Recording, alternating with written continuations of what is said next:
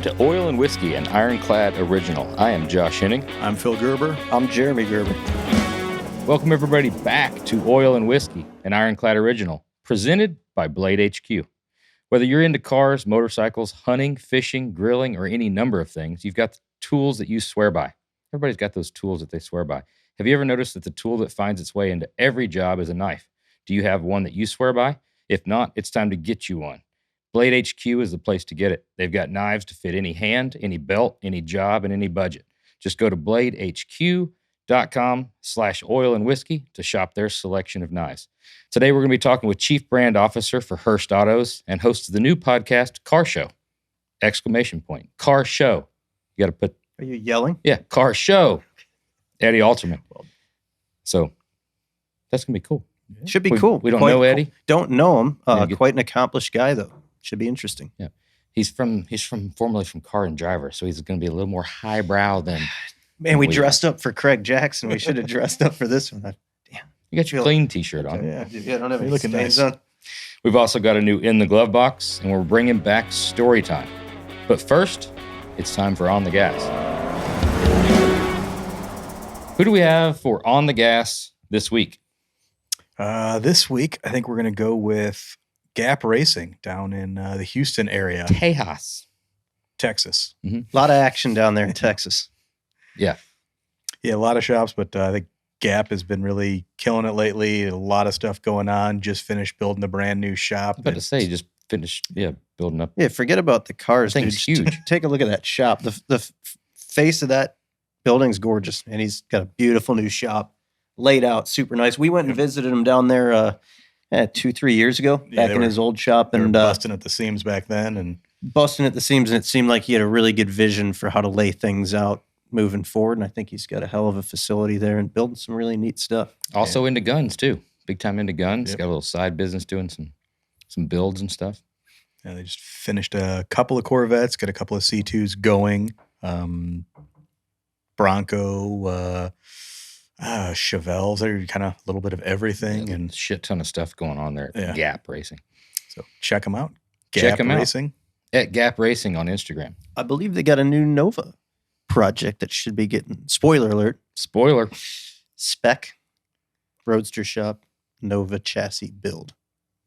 Really? They're getting, I think, numero dos out of the roadster shop. We slid the first first one production. under. Yeah. They're getting the first production chassis heading down there. So keep an eye out for that project. Sweet. Check them out. Before we go any further, I'm just going to say this is fucking fantastic. Have you guys Gonna tried try this? it, yeah. That is good. Josh can't get it in his mouth. I thought I spilled it. I didn't spill it. That is really good.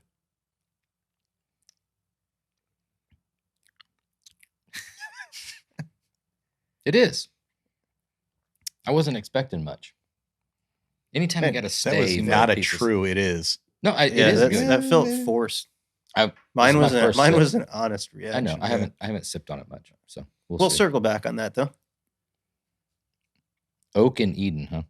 Mm-hmm. It's finished whiskey, as opposed to unfinished whiskey. I like my whiskey finished. What's the difference? It says it right there. Some of them don't say it.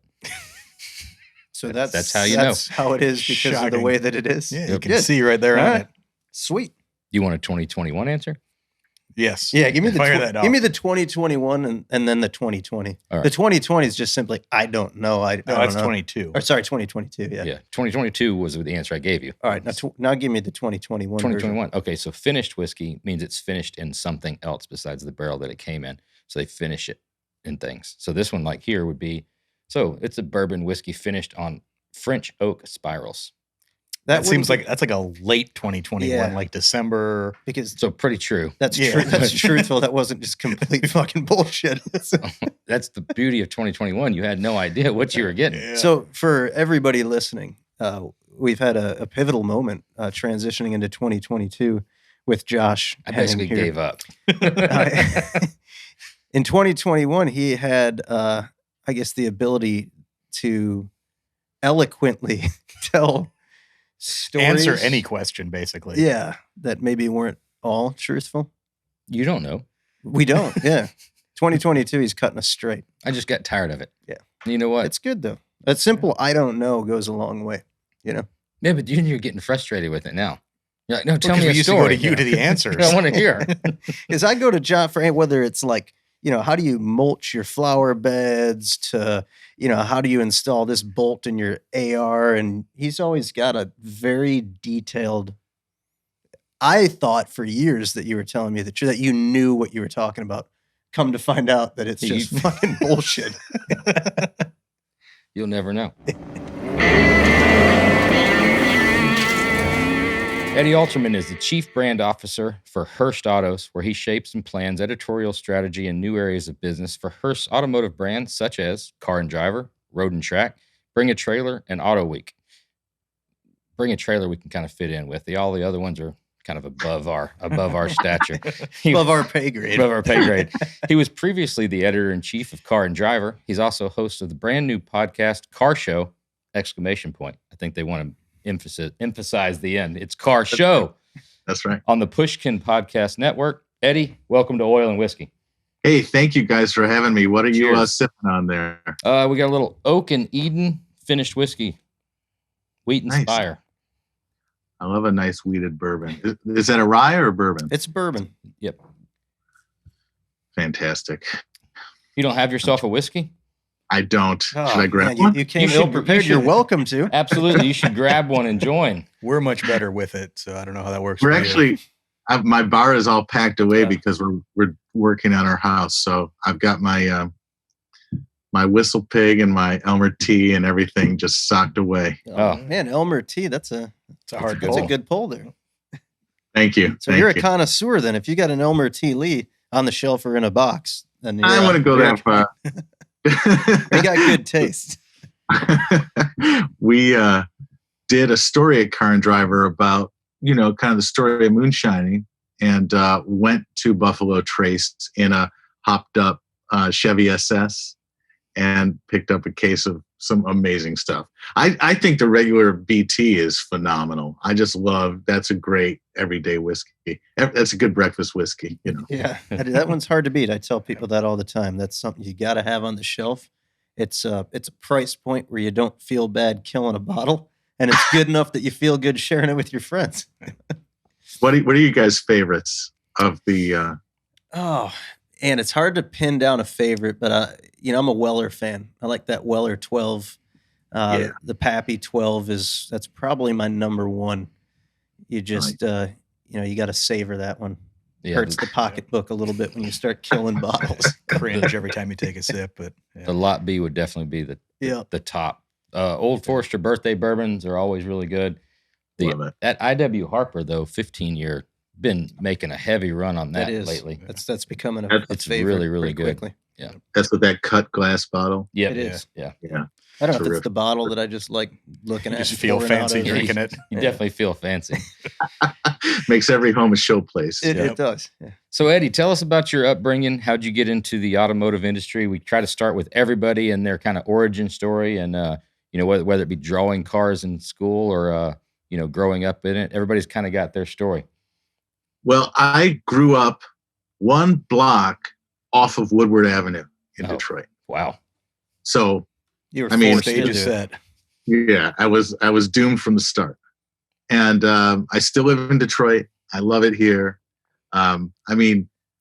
It's a great place to live, but it's full of car people. You see prototypes running around. You run into designers and executives at dinner. It's just a small town, and it's got a great small town vibe, and it's a company town, and everybody's really into cars, whether by osmosis or seeking it out. I was a little bit of both. I heard Woodward in the crib and my dad was always into cars and collected cars. He sold cars when he was a kid on Livernois Avenue in Detroit when he was like 19, and it's just in his blood, and kind of got into mine. And he would leave open copies of Car and Driver on the dining room table before he left for work, and I would read them, and that's how I learned my ABCs, by reading car magazines. So it's just kind of in the blood. That's very cool. Cool story to start off there. Reading a car driver sitting on the table and then going on to be editor-in-chief of Car and Driver. Yeah, that was a trip. I can't believe it happened. It's sort of like, all you want to be as a kid is a quarterback for the Dallas Cowboys, and then you kind of become the quarterback of the Dallas Cowboys. You're like, how'd this happen? Maybe I used that Oprah system. Huh. So was it everything it was cut out to be, everything that you thought it would be? Was it really the dream that you had as a kid? It was. I mean, it was 80% dream. I mean, it was all a dream. It was incredible. It was so much fun. And the people I got to work with were so incredible. Great writers, great art people. Making a magazine, it's like, it's a real team sport. And I just loved everybody I worked with. And I still really get to work with them in this capacity, but I'm more in the sort of, they sort of kick me upstairs. Enough with you. Did you get to go back and rub it in any teachers' faces that you were spending all your time reading car magazines and now look at me? No, I didn't. I should have. No, so tell us about the new podcast. What's the thought process and how'd that come about? Well, I spent sort of the last 10 years thinking about numbers, right? Thinking about acceleration, braking numbers, and thinking about how cars perform and how they handle and how they drive and all the sort of nuts and bolts of the new car market. But there's a part of me that was like, cars are more than that. Cars are, more than just a bucket of parts. They're more than just numbers. They actually mean something. So like, what if we took some time to really think about what certain cars meant and why we drive them?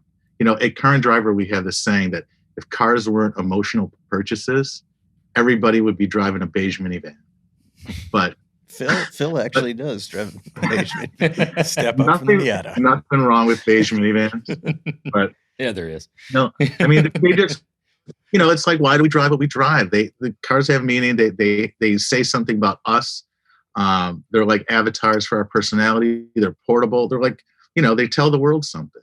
And so we wanted to get into that. Like, why, for example, why is the Jeep this kind of anachronistic, out of step vehicle? Why is it still so popular? Why does it get more popular every year? It's clearly this kind of retrograde thing that doesn't fit in with all the new EVs and fancy, 3-row SUVs is not one of those, so why is it persistent in kind of its original form? So we talk about stuff like that. We talk about even like the minivan. You wouldn't think that the minivan would be so interesting, but it's totally interesting. It's like, how did we get in one generation? Like, that thing killed a whole class of cars. It killed the station wagon, that one original minivan. I mean, so, if you put the Previa in the mix, if you classify that as a minivan, I mean, that's basically a fucking supercar. It's mid-engine. It's a mid-engine like supercar minivan. It's pretty rad. I love it. I'm a big Previa fan. I'm a big minivan fan in general, but it's like you do this long enough, you get weird tastes. You do. I'm gonna steer this back away from the minivans and kind of get to the. Sorry, got off track there. It's interesting you said that cars are an extension of people's personalities, because we've got a game that we've been playing for probably 15 years or so, and we've been talking about integrating it into the podcast. We're trying to still work through the nuts and bolts of how that all works, but it's been a bar game for a long time. When we're going in someplace, or we can either pick the car and describe the person, or when we're in the bar, we can pick the person and describe the car. And if you've been in this long, you're laughing right now because exactly. I do it. It goes into detail down to like wheel and tire selection, what stickers in the back window, what steering AutoZone wheel covers on it, what their job is, what their name is, what their wife or girlfriend's name is. I mean, you've obviously done that game as well. Car tells you a lot. It does. It really does. We got to figure out how to monetize off of this, and then we'll be right. Yeah, there. Then So we've made it jet money. So try it on me. I know I'm not in the room. This is difficult because you're in the industry, so it could be all over the place. However, you've got eclectic taste. I could tell that. You're You would remind me more of like the Beatles after they met Ravi Shankar and started, started doing like some hallucinogens and getting into like very detailed stuff. I think he's throwing us a curveball because he's grown up. He's born and raised in Detroit, but I just see a little. There's got to be some German. There's got to be some German something in there. Some German appreciation. E46 BMW. Oh, I wish. Don't I wish? I'm going to throw a wild card out there. Mercedes.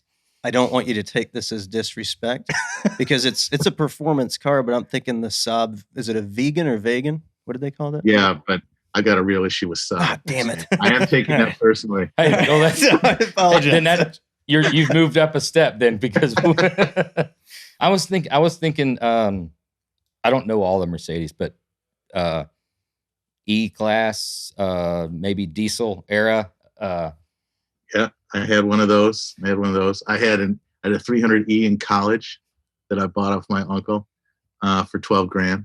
Great purchase. I have one. I have a R107 SL in the garage, and I'm thinking about an LS swap for that bad boy. That'd be cool. I mean, it'll fit. I mean, it fits everywhere. Yeah. Yep. Point Josh. Yeah. Nicely. Yeah. done. Well done. Well done. We're gonna bring this out in a future segment. So Yeah. somehow, some way. Absolutely. So it seems like the podcast is interested in telling stories about certain cars and the brands and have impacts on history, culture. What are some most surprising stories or some of the stuff that sticks out to you as you've been preparing for this?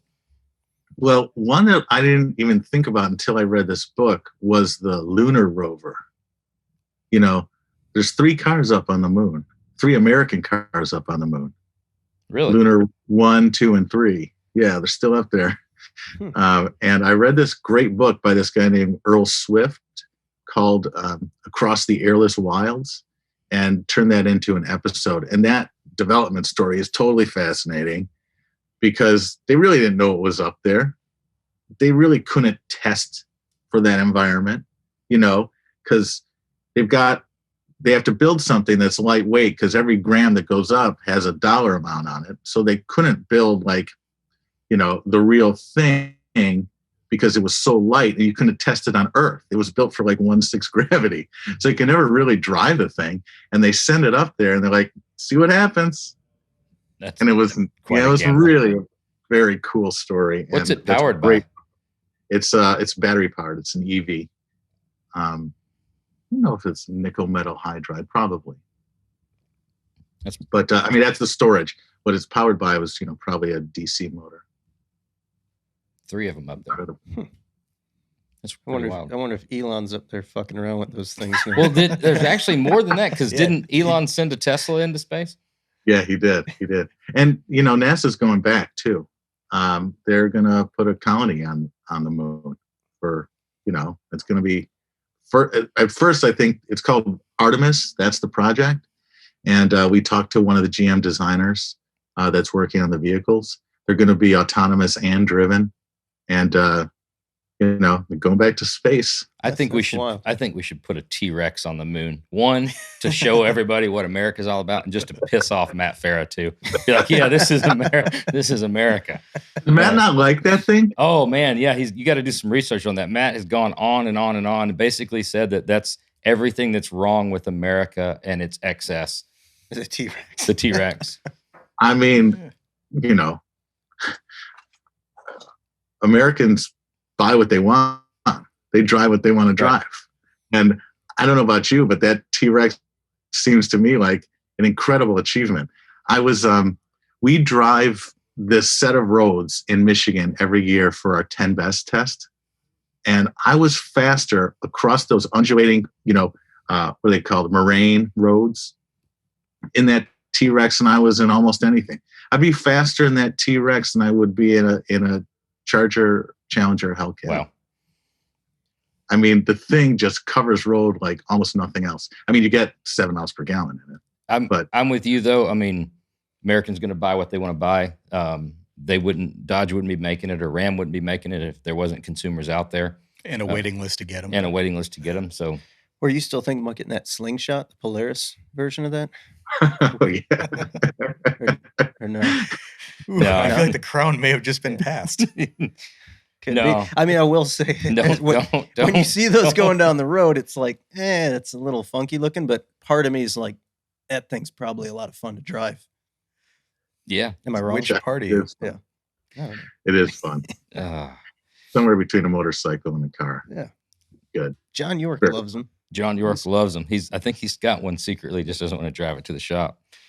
I gotta work on Farah on that. You know, he just started writing for Road and Track. He's now part of the fold. I'm gonna poke him on that. Yeah, he's been quite adamant. He did it in a post, I think, on Instagram or something, somewhere social media, and then he's been asked incessantly about it on different podcasts, and he hammers down every single time, and talks about I guess the social responsibility and everybody like that. And well, that's great, and I understand his point of what he's trying to make, but it's very difficult. I don't know Matt. Never talked to Matt or anything. It's very difficult from the outside looking in to listen to him talk down to people about their excess when the very next post is about his, Panerai or whatever his special watch is. And I'm like, all right, if somebody wants a T-Rex, then get a T-Rex, Exactly. And that's what I think. I mean, my best friend has a Raptor that he just got. Loves the thing. I mean, it cost him like $200 to fill it up, but that's the price you pay. Right. That's it. We're all huge fans of Bring a Trailer. This is something we could probably talk about forever. How long have you been involved with it? Tell us a little bit about the backstory, because I think Hearst bought them not too long ago, or a couple years ago. Yeah, well, we've known Randy for a long time over there, and Howard Swig used to be an intern at Car and Driver, and he was one of the original guys there. And I knew his dad. His dad was one of the great car enthusiasts out on the West Coast. He had the first multi-brand dealership in San Francisco. And he started the California Mille, and he was just a great, hardcore alpha guy. Like, just a great, hilarious, terrific guy. We lost him, I think, about 5 years ago. But Howard's terrific. And I just love those guys and love what they did. I was always following them before it was an auction site, because they just had such good taste, And I asked Randy about that once, and I said, why do you guys like the cars you like? I know you've been influential in that, you've hipped people to a lot of stuff that they may not have known about, Alpha GTVs and cars like that, early subs, which I will allow, early subs. But he's like, think about San Francisco and think about the driving environment in San Francisco and those roads around there, and how much of a pain it is to park and all that stuff. You can't have a Bonneville out there. You can't have a Catalina, you can't have a Pontiac GTO. It's not Woodward, And so there's that sense that like the place came out. I mean, the site came out of the place. And those guys, like they brought Delta Integrales back into the conversation, and they really just have terrific taste, and they're terrific guys, and we love working with them. And, the things just exploded. All of the live auctions, I mean, over the past 2 years, they really haven't had the ability to do what they normally do. And so there's been a huge flight of cars to Bring a Trailer. And we've worked really hard to make sure that we could surface those and organize them and accommodate all of those vehicles that people want to sell on the site. And they're just doing a great job, and they're not gouging people. I think, they talk about the Bring a Trailer premium, but look, they sold a $3.26 million LaFerrari this month. Okay. And they took $5,000. Yeah. Okay. What would that be at one of the other auctions? 20%. Yeah. Well, with the growth, they've done seemingly a really great job of continuing to stay on brand and still have that confidence in the curatorship of that. It's going to be the right shit. It's not an eBay, never will be, of having to try and weed through. Everything's bullshit. Weed through on junk. there, It's everything on there is of interest. That's kind of cool. I mean, and it's crazy. Like, either just having their finger on the pulse from, there's an ATC 70, a little Honda, like late 80s ATC 70. I've got one of those. I love those. And then there's a Testarossa after that. And then there's a 4x4 truck. And then, a rally car. It's just everything cool. But I think they do a really good job of vetting the junk. I mean, there's just nothing on there that doesn't belong. Yeah, the community is merciless, man. Yeah. And the way I explain it is, that is not an auction site. It's a community that happens to trade cars back and forth. It is. Instead of like a bourbon club or stamp collecting club, it's a car club. Yep. That's the core of the thing. And I think that they've stayed so on message and on brand throughout this huge expansion.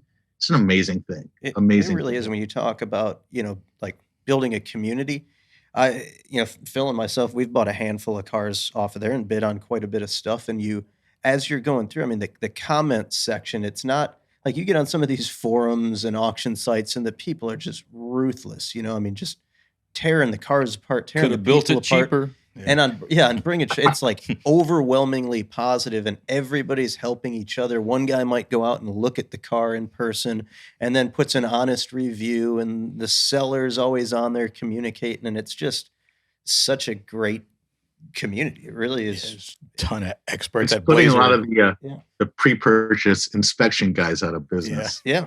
No, we were just looking at a Blazer the other day that we were both going back and forth, and I was reading through the comments, and like someone had a question on, are those original doors from a 71? Because I don't think that had the screw below the wing window. And then someone went on there and like gave this whole rundown on like production numbers, which plant did them. That was only out of the Flint, Michigan plant. And it's compared to the VIN number, everything matches. And like you see a lot of real deal, legit guys that back everything up. And then if somebody calls you out for something that's not legit, they usually get shredded instead of, people piling on. Right. And, I've always been into cars, but, my career makes me sort of a generalist. Like I've driven all this stuff and I have to like dip in and dip out. I've committed myself to a couple cars and I know a lot about them, but I don't have that breadth of knowledge. But what those guys do is they aggregate all those experts. The guy who knows everything about the K5 Blazer, he's on there and he's going to give you a great assessment. Yep. And people take a lot of pride in their contributions there. And I think it's like some of the best content on the web. It is. That's really what I was going to is. say, because you're scrolling through and you see the weird eccentric stuff. You're like, oh, wow, that's cool. But then you see something that seems maybe a little bit generic, say it's a, Eddie Bauer Explorer or whatever. And you're like, why the hell? So you've got to dig deeper, so you get on there and you're like, oh, it's 425 original miles, been parked. You're like, oh, that'd be kind of fucking cool to have. And it's like you said, the content wise is crazy because if it's on there, it's got something. Yep. Yeah, it's great. It's become like all of our morning routine pretty much here at the shop. I jump on, it's the first thing I do. I jump on there to see what's new. Me, Mike O'Brien, and Chris Gray, there's always at least one email that goes out. Like this morning, Mike floated me, I think it was like an 88 Chrysler LeBaron, like the one with the wood kit on it. And it's like just the title's daily ? And we go back and forth because there's so much interesting stuff that, we tease each other with them, but there's just a lot of really cool stuff. And opens you up to a lot of things you didn't even know about too. Yeah. I know. You can educate yourself. The good Aries convertible to get is the Mark Cross edition. That's Really? the one.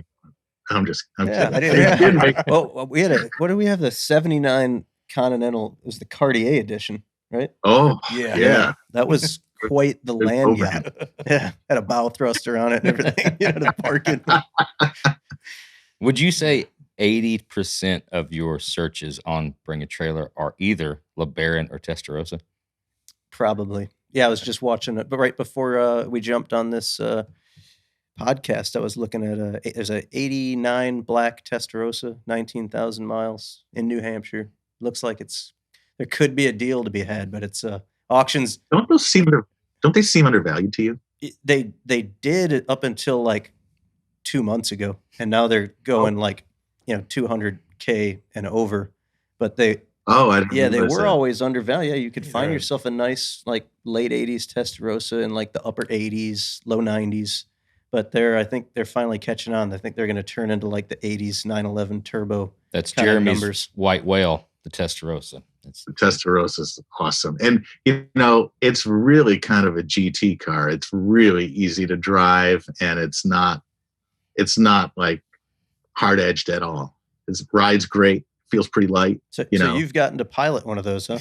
I have. I'm love them. jealous. I love them. But, there's this thing where it's like, okay, we wanted them when we were in high school. So there's a huge group of us that wanted them when we were in high school. And now we've all have some money.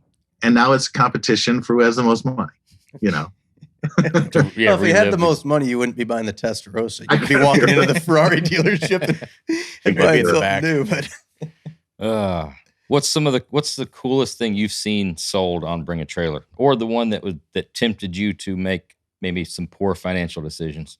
Oh man, there's so many. Malcolm Gladwell and I always, because I'm doing the podcast for his company, and he's a frequent guest on the show, and we're always throwing back the last good BMW. Like, what's the last good BMW? It's probably the 1 Series M. We got to get one of those. And he's dead set on a 1 Series. And I got to say that I'm super tempted by that. I'll also tell you this. Every time I see a chrome bumper Gen 2 Camaro, C28 or whatever, or SS, I'm like, I got to sell something to buy one of these things. I'm so in love with that thing. I've never driven one, but I think it's one of the best looking cars of all time.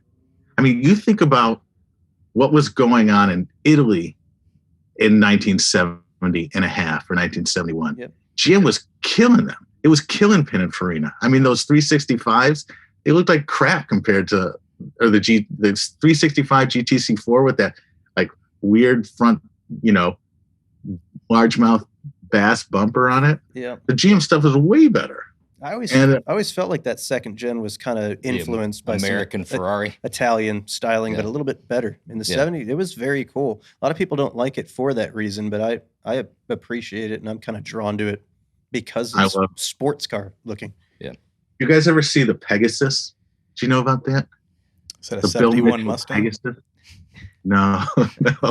It's a Trans Am that Bill Mitchell put first a 3-liter Ferrari V12 in, and then a 4.5-liter V12 in it. It's got a little bit of a stretch in the door.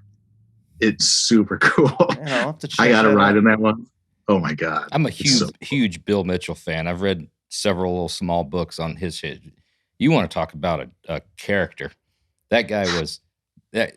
You should read some books on Bill Mitchell. I mean, basically dressed like a pimp later on in his life. I mean, the red suit, long. We Googled some pictures of that a while back. He's a wild guy. And then some of the stories have told, I'll mess up some of the names, but I mean, hijacking a horse-drawn carriage and, driving it through the lobby of the Ritz-Carlton or whatever in New York. That sounds like something we'd do after a few too many cocktails. And I mean, if I'm not mistaken, there was even stories about paying hookers out of petty cash and having the secretaries pay them and stuff like that. There's all kinds of crazy. There's some interesting dude. Yeah. You guys know the Mako Shark story? No. You know the Mako Shark car. Yeah. So Mitchell caught a Mako Shark in Florida. Chris told me about this, but yeah. Okay, I haven't heard it. And he's like, paint the Corvette to match the Mako Shark. Exactly. Get that gradient, that ombre in it. And he told I think Larry Shinoda and one of his designers to paint it exactly like the shark. And they did. And they came back to Mitchell's office, showed him the car. He's like, that's not right. Go back and do it again. And so they did it again. They brought it back to him. He's like, it's still not right.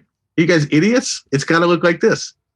So they snuck into his office late at night and took the Mako Shark off his wall and painted that. They painted the fish instead of the car. That's genius. See, it matches. It matches perfectly. So I don't know that for true. That's I don't know if that's a true story, but I've heard it seventh hand, but it's a good story. That's really good.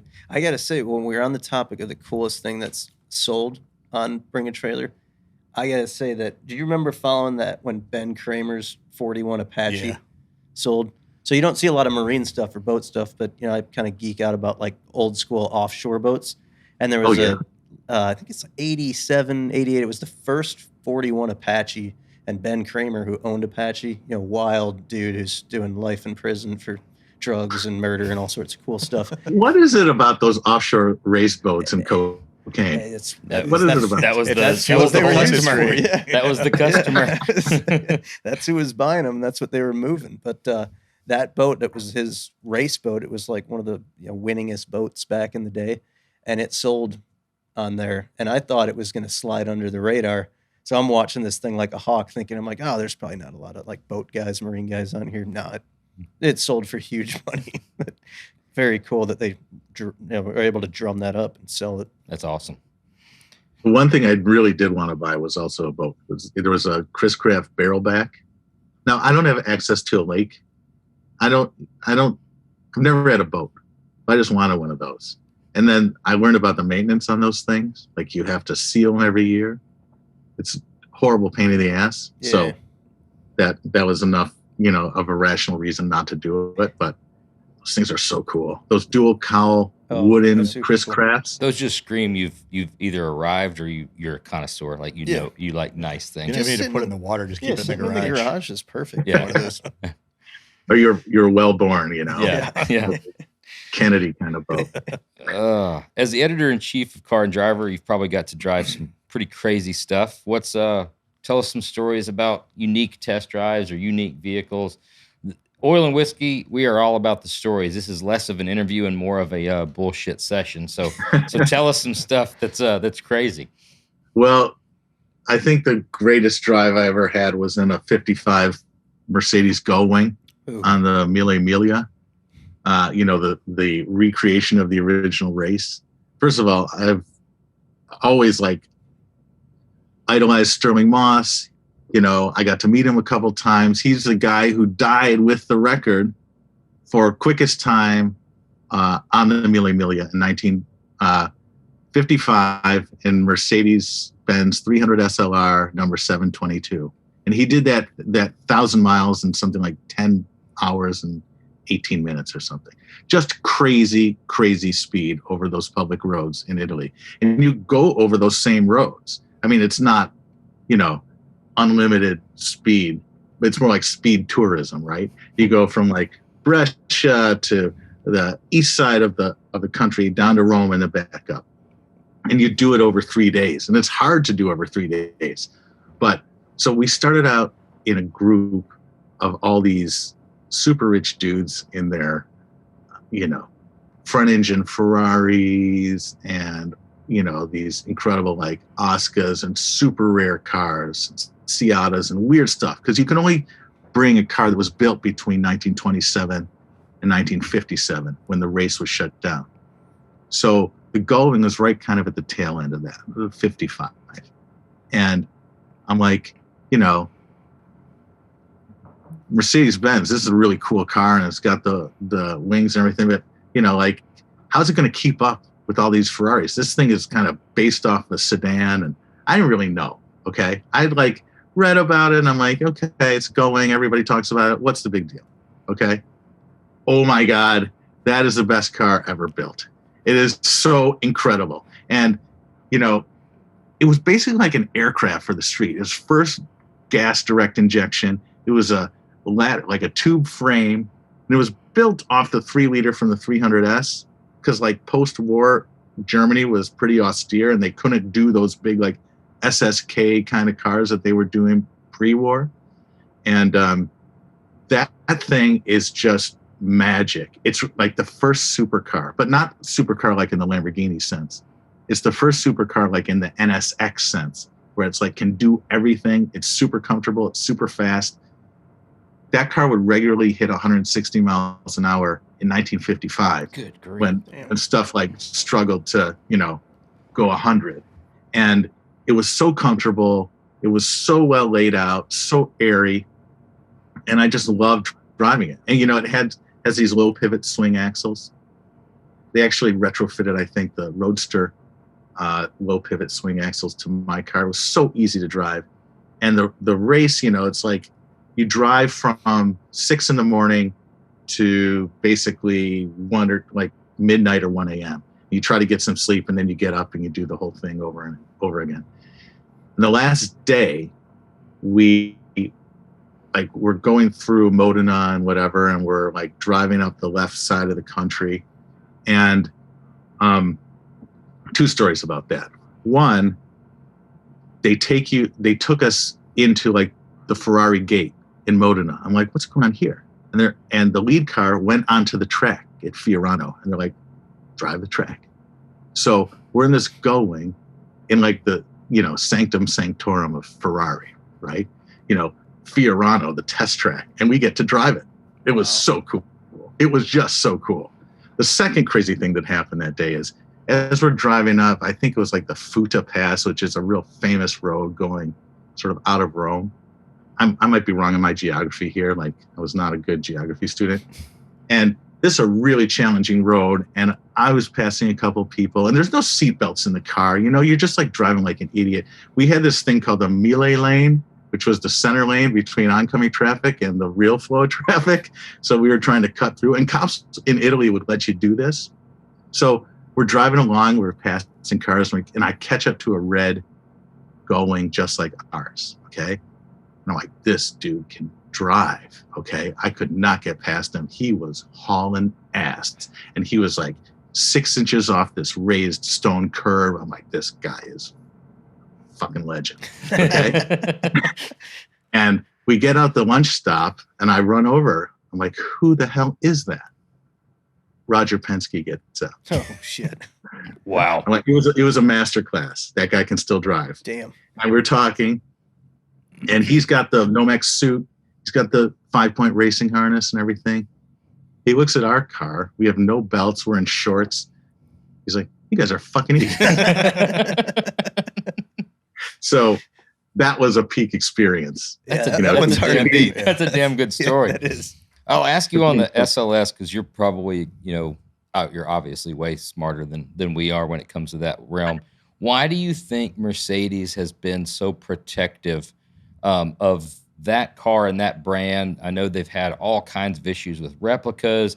They'll spend exorbitant amounts of money to stop that, and they've been, that's been their thing. I don't know of another car manufacturer that's done anywhere near that of a protection of a brand. Right. You look at, the only correlation would be Chevrolet and the Corvette. Obviously, the Corvette's been built for so long. But on the Corvette side, I mean, if somebody's making a body or reproduction, GM will be like, here, you want license it. You want an LS to put in it? Here. Mercedes crushes it when they find it. Yeah, Mercedes will, take you through court, take everything from your family and crush your car. Firstborn. Yeah. What do you think that is? They're really protective about their intellectual property. That's the soul of the brand. Those going cars, they only made a certain amount of them, and they don't want any replicas out there. And they use their heritage in a really, really cool way. Like, you go to some of those real fancy shows like Pebble Beach, and they always have something cool out there. They had a Carrera Panamericana car last year. They had that magnesium-bodied Gullwing one-of-one prototype that they call the plane car, because the grill looks like a wood plane, and it's got a transaxle. It's a super cool car, and they have these things in circulation, and they allow journalists to drive them. It's a huge part of their heritage. And there's a place in Stuttgart called the Holy Halls that's got everything in it, like Senna's 190, Kazi, all like Mika Hakkinen's Formula One cars. It had this is the point I wanted to get to. They protect their heritage, very, very, vociferously. Is that the right word? You're a writer. You know better than I do. They're super protective about their heritage. But they had these 2 Uhlenhaut coupes. And so Rudolf Uhlenhaut was one of the he was the race director, and he's one of the engineers and prime movers in the Going project.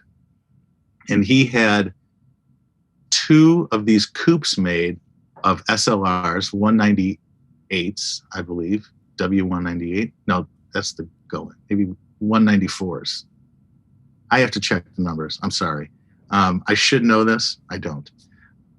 So that was the car that had in the Grand Prix form was a car that Fangio drove.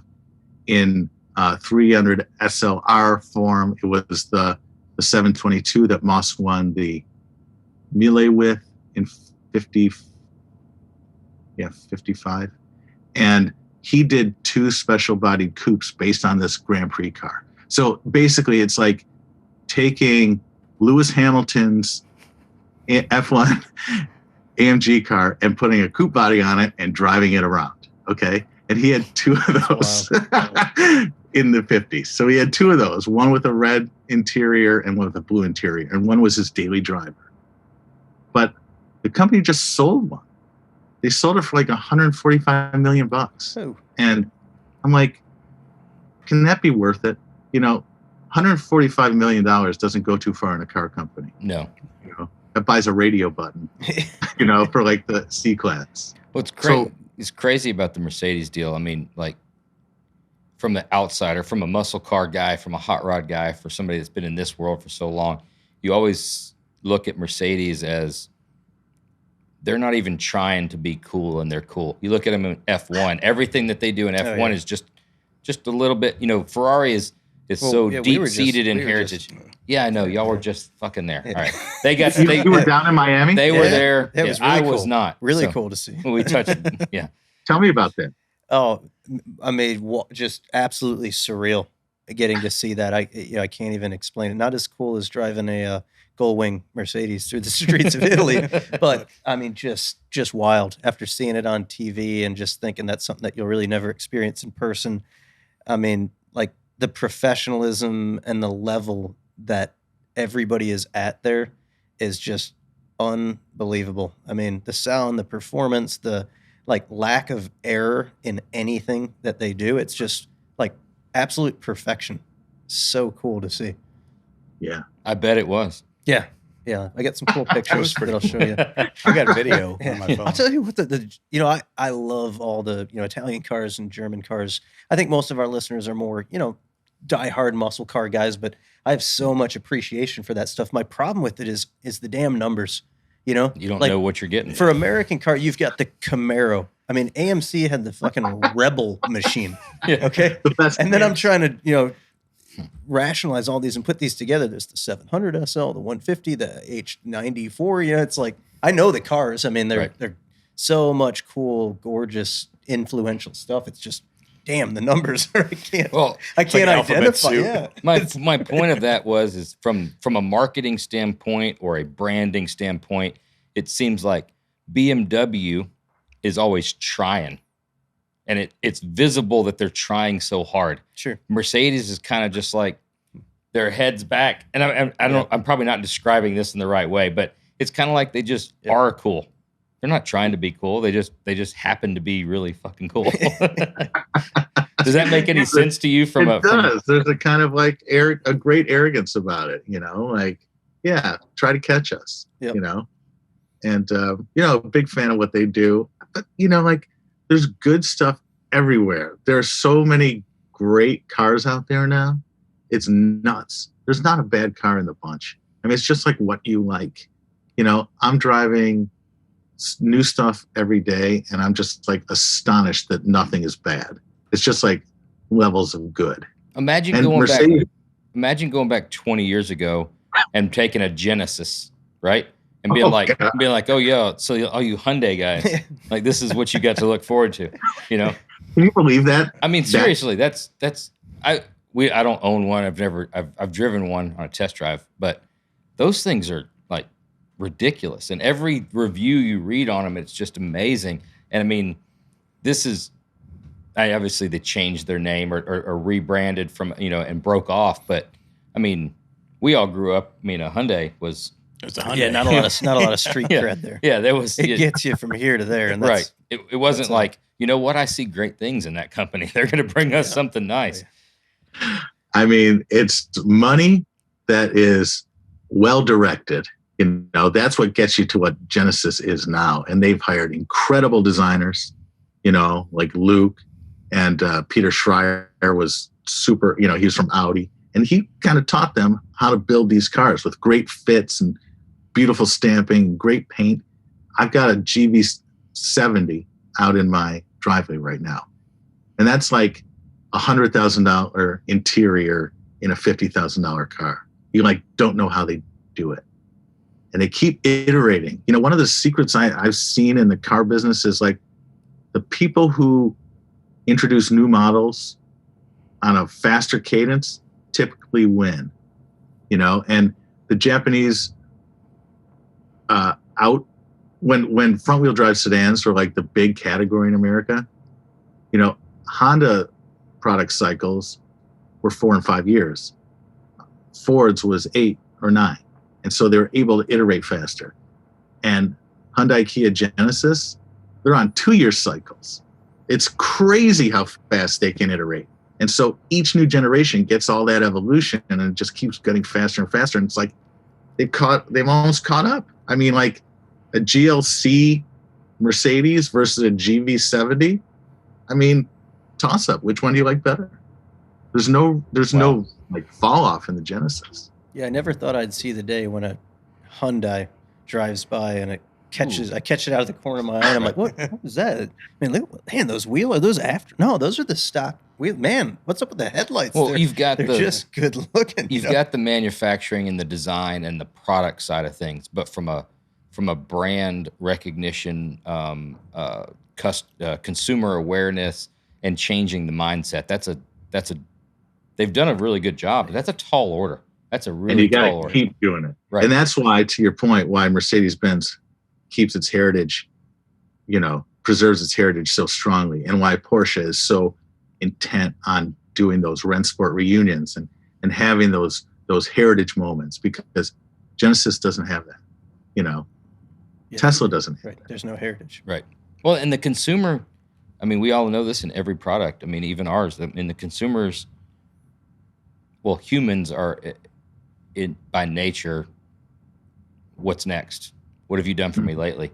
Okay, cool car. What do you got coming out next? We see that at car show. Oh man, that's really sweet. So what else are you guys working on? What are you working on? Yeah. And car manufacturers are the same way. Oh, that's cool. So what else? What's next model? Is there any model changes for 2023? Well, we're at the auto show debuting the 2022. What do you? Probably what growing up on Woodward, you saw that was every year. A 59 Chevy is night and day difference in a 58. It was night and day difference in a 57. And we always talk how did they make money and stay in business back then when everything was different? And now they have 10, 15-year runs of the same exact car. Yeah, I think it was body on frame to unibody. They could just pull the top hat off, on those big Cadillac and Fleetwood was doing, kind of custom coach work in a way. And they could but every year, you're right. They would have crazy. But Harley Earl wasn't really as worried about the bottom line. Yeah. he was worried about showing off a little bit.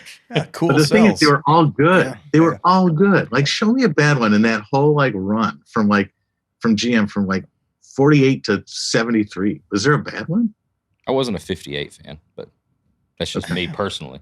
Yeah, they're a little awkward. They kind of grow on you, though. Once you could get do worn it out. right. Yeah, if you like American Graffiti, there's always that soft spot for the 58. I always like that little roof scoop, on the back on the Impala. They got some cool things. Yeah.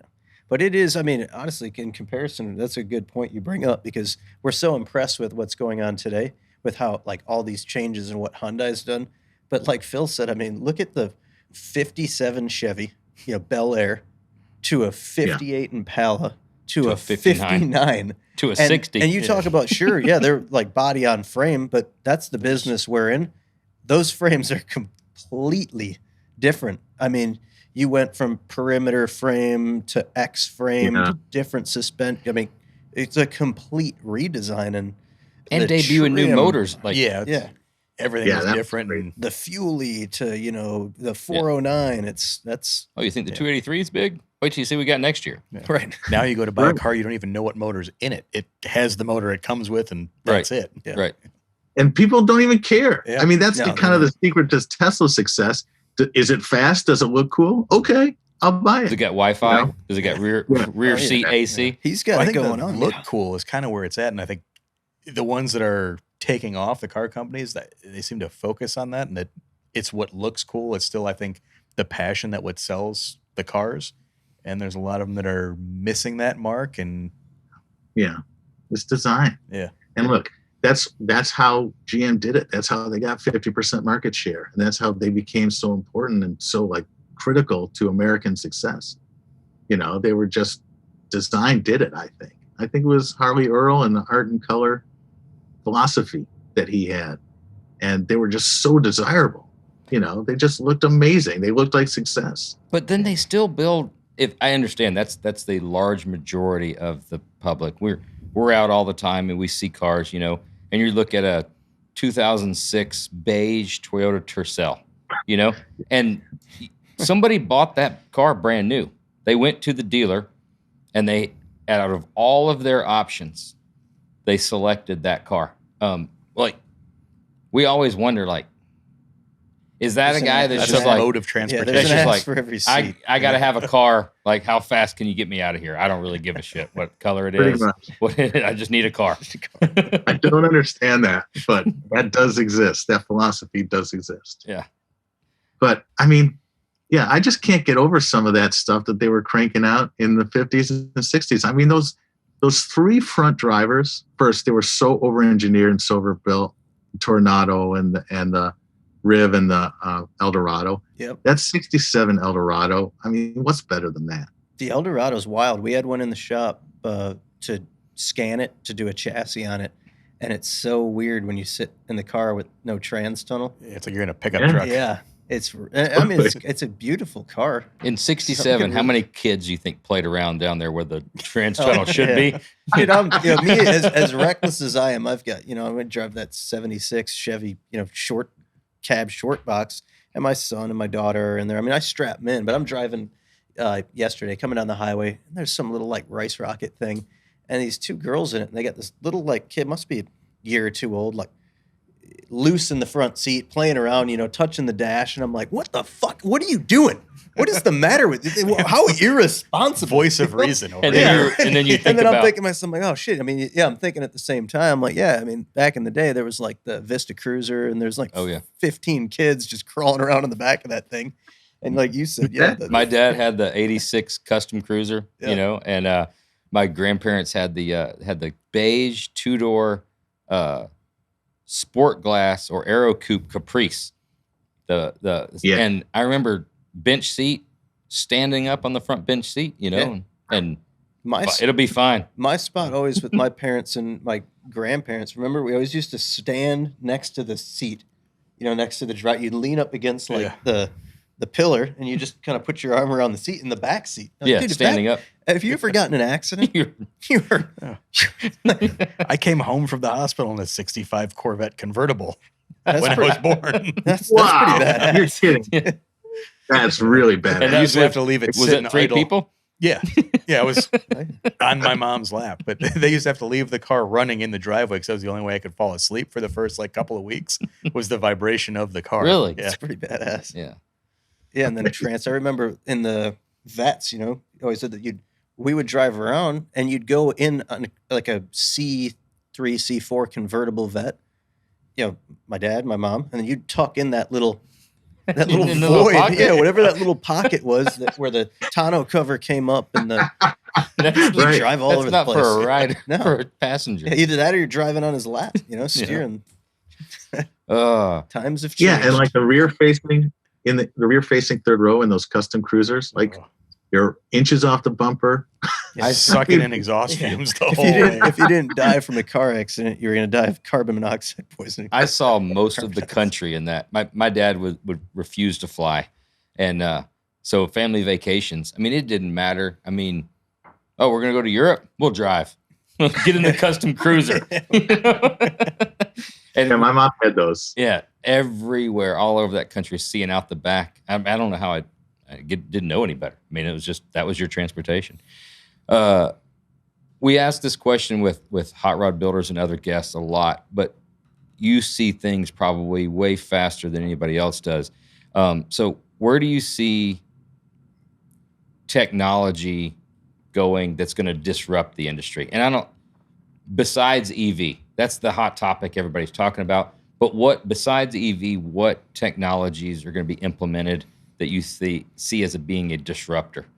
Well, I think we're probably in the most convulsive, disruptive time right now, that has been since 100 years ago, since Henry Ford, since all those car makers back in the early part of the 20th century. And I think it's happening on every front, right? It's happening on the retail front. Dealers are being disrupted. Dealers are delivering cars.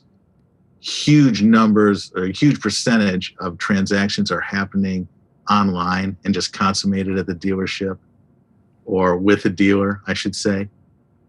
So retail's changing. How we buy cars is changing. How we own cars is changing. I mean, until transportation apps, you really had to buy or lease a car if you need reliable transportation. But if you live in a city now, you don't need that. Even if you don't live in a city, you can kind of Uber around for the most part. And that's a huge change. I mean, it's been going that way. Like, it used to be, you couldn't finance a car. Then you could finance it. Then you could lease it. Now it's like, you just rent it. You just rent it by the hour or by the trip. And so that's a huge change. I think, I have a kind of contrarian point of view on autonomous cars. I think that, the advanced driver assist stuff is probably going to get us as far as we want to go. Like lane keeping and smart cruise control and things like. I don't know if we'll ever get to the full autonomous layback and let the thing drive for you. We might have those things in the city, like little buses or whatever, but I don't know. First of all, the pull to have something that's your own is really strong still, especially if you have kids and they have like hockey, they're on the hockey team. You need a big vehicle. But I also think there's like a psychological aspect to being driven around that we don't really love, especially when a computer's doing it. Like, it's a risk exchange. You're going from a voluntary risk where you're like in control and you're a great driver and you can deal with anything, to an involuntary risk where you're putting your life in the hands of a machine. I could see you sell an auto driving car with dude, that technology. I can't handle any form of technology in a car. I want 3 knobs on the dash for the AC, 2 window switches, and either a shifter right here and 3 pedals, or a fucking column shift. That's all. He wouldn't be able to open the door to get. Dude, I can't. I get in my wife's car. She's got an X7, and I can't fucking operate a thing. I'll tell her, change the temperature. It's hot. It's cold. Like, will you put something on the radio? I'm not even going to attempt to touch anything. It's all like that capacitive touch shit. No, there are some knobs in it. A few buttons. But it's got that gesture control too, where you just go like this and that turns on the stereo. The only thing I know is that it's got a normal volume control for the radio. I'm down with that. That's pretty cool. That's the good thing. Yeah. And when you start waving your hands around and the gesture control's on, then the volume goes on. Dude, the car's talking to you. She's talking in the car. I'm like, what is going on here? It's too complicated. I mean, it's like, when you get on a plane, there's no margin for error, because you relinquish control. There shouldn't be. But are you going to get on would you get on a 737 MAX right now? I try not to pay attention to what I'm getting on. Okay. Well, what's honestly going on? I'm about to fly tomorrow. What's going on with that? Oh, they're like, they got out of the sky. Yeah, they got a huge programming issue. Huh. Yeah.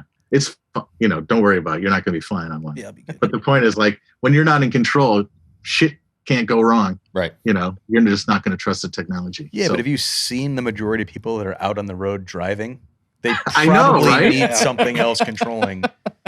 I know. That's why I think like the advanced driver assist shit will get us where we need to be. See, I disagree. I disagree. I think that if we were all riding around in custom cruisers, 86 custom cruisers, natural selection would have already taken care of it. I agree. Yep. I see your point. Think about like you said, you were standing up holding the B pillar, right? Yep. Because all the dads that were driving right there handled their shit. They knew what they were doing. They knew that their Yeah, kids they in the back seat, and they're like, hey. Exactly. Right. They weren't checking their I phones. mean, granted, They didn't the have windows phones. were up and both parents were smoking cigarettes. But other than that, they were doing a hell of a good job driving. They knew how to drive. Right. Back to the riding side of things. What would be any advice that you would give a young automotive rider these days who wants to get into the business, especially with the amount of stuff going to digital and the marketplace changing daily? What advice would you give to a young up and coming rider? Well, the sky's the limit. The world's your oyster. Like when I was coming up, there were only a few places you could write, and you had to claw your way into those places. And now, if you want to write about cars, you just do it. If you want to do a YouTube channel on it, you just do it. Like, we're doing a podcast. Yeah, look at us. We're doing a fucking podcast. Somebody If might you listen have to a this. passion, you love it, you know what you're talking about, and you just do it, and you put it out into the world. And I think it's a great time for young creators. But the thing is, you got to be really good, and it's merciless out there, and it toughens you up. I mean, to be edited by a comment section, that's pretty rough. Yeah, you gotta have thick skin. Yeah, because the write-in letters, whatever, every magazine had a different one that was, they would post a few letters that somebody wrote in. Yeah, It took a lot of work to hand write a letter and send it into a magazine back in the day. Right. I mean, nowadays you can just get online and be like, "You suck." Yeah. And you could throw them all out and nobody would ever see them. Right. Yeah. Some of them stick with you. Like, we, who was it that covered the Legend truck where it was loaded with comments, and somebody, I think the best one was, look at these fucking douchebags driving a truck that they think makes them manly in the middle of a fucking pandemic. I'm like, Oh wow, yeah. That one was tough. that's quite a dig there. But I think that was on what's the Chevy one? The block. The Drive or the Block. Yeah. One of those ones. Somebody did an article about that, and she just yeah, shredded they should us. censor that or something. Jesus. I mean, I bet they think they look manly. Yeah. I was like, I did. damn right. Damn right I do. I mean, it's like, people get internet muscles. Yeah. They're hiding behind their screen and some fake name, and you're never going to see him. So they're just going to tee off on you. Right. But they never say that shit to your face. Right. On the internet side, do you think that everything going to digital has helped or hurt the automotive industry? Well, I think you have just more stuff out there. I think that's good in general, but some of it's really bad. So that's not so good. I mean, there were gatekeepers, and that enforced a certain kind, back in the day, it enforced a certain kind of thing, a certain taste. There's no, gatekeepers are frowned upon now. And I think that's probably good. But, I think on balance, there's probably more good stuff out there now. I think on balance. I don't know for sure. I haven't done a count, but there's some great stuff out there. Fair, you guys, like there's just stuff that didn't exist before. There's media that didn't exist before, and now like people are filling it up and doing cool shit with it. Great stuff like the guys, who like Scotto at Hoonigan. Yep. I mean, all that Ken Block stuff. I mean, that's shaping the culture. And I also think, I talk to my buddy Alex about this all the time. Video games are a big thing. I mean, Oh yeah. sounds kind of general, but I mean, they shape the culture now too in a way that magazines used to. Kids find out about cars through video games, and they do builds through video games, and it's like this great engagement that just didn't exist before. So I think on balance, yeah, has the quality of writing probably gone down in aggregate? Yeah, probably, but there's more exposure to cool shit than there ever was. Yeah. I think that's good. The video game's a cool one. I mean, because you think about when we were kids and you had a video game, I mean, you try to win a few races so you can get like nitro boosters, and you just lay on the nitro booster. Maybe when you were kids, I was playing Pong. Yeah, So right. But nowadays, dude, listen to this. My kid, he's playing a video game. And it was something on, honestly, I think it was on his iPad. So he downloads something and he comes and he's showing me this, and it has the Roadster Shop charger. He's building it, and it has the Roadster Shop charger hood as an option. I'm like, that's a one-off thing we built. yeah, I'm like, holy, and it's labeled as that. Really? Yeah. It's just crazy because it's now, I mean, it's so real that when you're doing something, I mean, these kids, they're selecting like, you know, camshafts and like turbos and fuel systems and proper like tire and actual wheels. When you're on there, like you're picking an HRE wheel. You're not just getting like the racing wheels. Yeah. You know? Well, we had the Rampage Camaro that won the Gran Turismo award. So Sony PlayStation sent a team of probably 20 guys out here and videoed, scanned. We had to run the car on a dyno a bunch of times so they can capture the actual sounds. They wanted all the suspension geometry so they could program that into the game and get like actual motion ratios and how the car would perform. And then it's going to be in the next Gran Turismo game. Yeah, it's wild. It's And when we were kids, we were waiting on the download so we could just see the boob. Yeah. You know? Oh, you'd sit there. Yeah, you'd be there all night too. All night until mom picked up the phone and knocked you offline. You know. The phone modem. Sorry, that one threw me off. Reliving old memories. A question, and this isn't even here. I want to ask from a car and driver standpoint. I mean, when we were growing up, or even getting into cars, building businesses, and we had the automotive aftermarket. You know, back then had a multitude of magazines. Now, not so much. You know, there's a few good ones out there, and I think that's probably a good thing. There was probably too many, is why it did its thing. But car and driver, road and track, that stuff. I always thought that. Did y'all even know that we existed in this this industry? Absolutely. No, we had crazy respect for what you guys did and all the builds. And like, we all read CarCraft. We all read, you know, those Peterson pubs too. You know, it was like a big part of what we did. I mean, it's a big part of who we were as enthusiasts. It's not what we put into the world because you guys had that handled. But yeah, I mean, like we were basically, you know, like all new car stuff. And then some, like with Road and Track, some heritage and some vintage stuff like that. And Autoweek started as competition press, you know, and then became a weekly. But no, we had great respect for those aftermarket pubs and how much you guys did with so few resources. And it was really kind of like the first user-generated content in some ways because you got real people's cars and you're like celebrating that and glorifying it and inspiring people to do their own builds. What's better than that? I always felt when I was looking at those magazines, you know, we've been in every hot rod, street rod, or, you know, all those. I always felt like we were sitting at the kids' table. You know? And like the adults were over there at CarCraft and, you know, the big name magazines. I'm like, man, how do you get something in one of those? You know? I see what you're saying. Yeah. Street Rodder was like super legit. And like, you know, sport compact car after it. And like guys like Dave Coleman and Josh Jaco, who wound up working at Car and Driver. Those guys did an incredible job. Scotto did 0 to 60 magazine. He's now at Hoonigan. No, I mean, like, so a lot of people start their careers. John Purley Huffman worked at CarCraft. Hot Rod's still amazing, you know.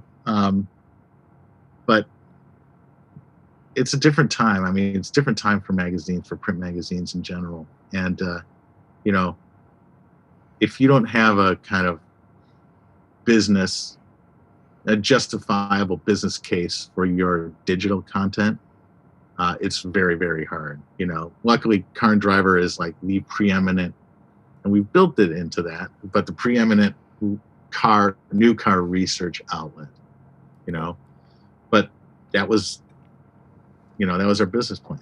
And it just so happened that it was something that we could transfer from the magazine to the screen. But very cool. Yeah, I mean, very, very tough media environment, but also so many cool new forms coming. Yeah, it's got to open it up a whole lot more where you can put a lot more content in and add video and not be limited to a certain number of pages and have a little bit more free reign than, you know, 80 pages in a magazine. it's the post-institutional media environment. A guy like Doug DeMuro, look at him. You know, he wouldn't have existed 20 years ago, but now he's like the king of the internet. Yeah, now he's got like 800 million views on every video that he puts out there. And like, that's our competition. Like, car and drivers competing with anybody who's out there doing it well, you know, and same with road and track. And, you know, I know you guys feel the same way. Yeah. Well, Cool. Eddie, it's been great. We've come to the point in the interview where we come to the standardized questions that we ask every single guest, and we are amazed every single time at the answers that we get. First up is, what's the best car movie and why? Ronin Oh, with that 450, with that that's a 6.9. great chase scene. I'm not familiar with it. Oh, John Frankenheimer, the incredible. De Niro's in it. reason I know Ronin, just a little known fact, quick story. Way back in the day when I was into car audio, I was working at a Harris Teeter Hi-Fi Buys. Yeah. And when the Pioneer plasma screens just came out, brand new, it was a $20,000 TV, and all of the home audio and stuff, Ronin was big right then. So Ronin was the go-to to showcase the speakers and stuff for that chase scene. Just go to YouTube and just watch the Ronin chase scene. I'm gonna check that out. That's a good one. That's a first for the podcast. That is a first. In 20 No, something I'm also episodes. going to throw something at you guys that you probably haven't thought about. I think the Batman movies are really good car movies. This new one with that mid-engine, Dude, that thing is that's a isn't that a cool legit car? design, like custom car. That thing is badass. It's more so of like what That's- somebody could didn't- build versus a cartoon Wasn't type of. Ash Thorpe involved in that? Was he? Yeah, I've seen it on his. I didn't know that. Yeah, I think he was. I think that's right. Yeah. My buddy James was a production designer on that movie, so I'll ask him. Yeah. But I think that's right. And they Yes. really went for a cool muscle car Oh, dude, look. it's awesome. Yeah, it's a good movie. A little on the long side. I haven't but seen it's the good. movie, but I've Chase seen the scene's car. amazing. Yeah. Chase scene's so good. Yeah. Yeah. So Hey, those are Those two are good, good- yeah, ones. those are good Two polls. new ones. What was the first car you owned and the best story about that car? We know it's not a sub. That we It's know. No. definitely not a Saab. VW Golf, 1988. And best story about it was I was driving through Colorado from Michigan and like spending the summer in Colorado with some friends. And I was coming out of like that NORAD area and I hit a deer. Okay. The deer just bounced off the Golf. That thing was so well built. Oh, shit, I would have thought I would have thought the deer opposite. versus the deer golf. wins. I'm picking Yeah. the deer. Yeah. all day. But there was a cop right behind us. And so I pulled over and I stopped and I checked everything out. And the cop was like, you know, that deer is yours to keep.